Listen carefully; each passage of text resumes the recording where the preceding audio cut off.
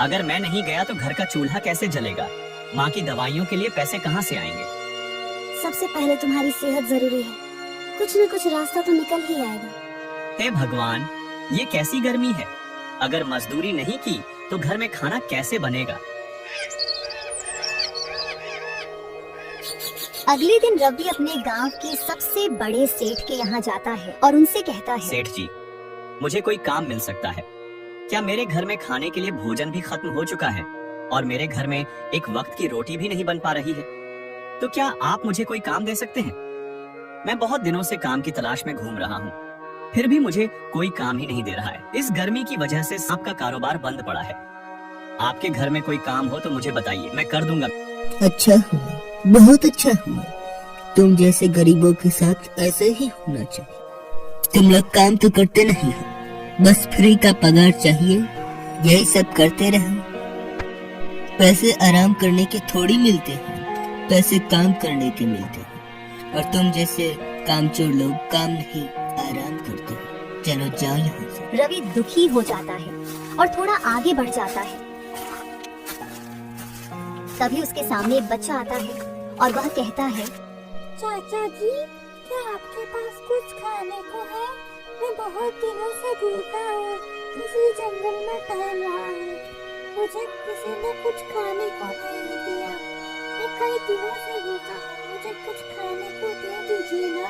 बेटा, मेरे पास खाने के लिए कुछ भी नहीं है। तुम मेरे घर चलो, शायद मैं वहाँ पर तुम्हें कुछ खिला सकूं, क्योंकि हमने बहुत दिनों से कुछ नहीं खाया है और मैं काम की तलाश में निकला हूँ। अगर आज मुझे कोई काम मिल जाए तो मेरा परिवार एक वक्त का भोजन भी कर पाए। रवि बहुत ही आश्चर्यचकित होता है। तभी उसे सामने एक बहुत रोशनी चमकती है और उसके सामने खजाने का संदूक आ जाता। लगता है यह बच्चा भगवान का रूप था और इसे हमारी गरीबी पर बहुत दया आ गई, तो इसके बदले में यह सोने से भरा सैंडुक हमें दे दिया। भगवान, आपका लाख लाख शुक्र है।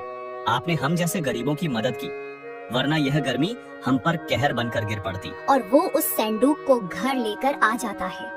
उसकी पत्नी संदूक देखकर बोलती है, अजय, इस संदूक किसका है?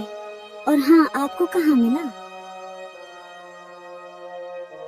रवि की पत्नी उसकी बातें सुनकर बहुत खुश होती है और कहती है, हाँ, यह तो बहुत अच्छी बात है। हाँ, भाग्यवान। अब मैं इन्हें बेचकर एक अच्छा कारोबार शुरू करूंगा, जिसे मेरे जैसा गरीब लोग मिलकर एक साथ बेचेंगे और गरीबों की मदद के लिए अच्छे पैसे कमाएंगे। भगवान करे कि आपका कारोबार खूब चले और आपके कारोबार में बढ़ोतरी हो। रवि उन पैसे से एक नया रोजगार शुरू करता है और अपने साथ अपने दोस्तों को भी काम पर लगाता है और वह सभी मिलकर एक साथ कारोबार चलाने लगते हैं। शिक्षा भगवान गरीब के रूप में क्यों आते हैं? भगवान गरीब के रूप में हमारे द्वार पर आ सकते हैं ताकि वे हमें परीक्षा ले सके और देख सके कि हम गरीबों के प्रति कितने सहानुभूतिपूर्ण और दयालु हैं। ये हमें एक अवसर प्रदान करता है कि हम अपने जीवन में गरीबों की मदद करने के लिए कुछ कर सकें।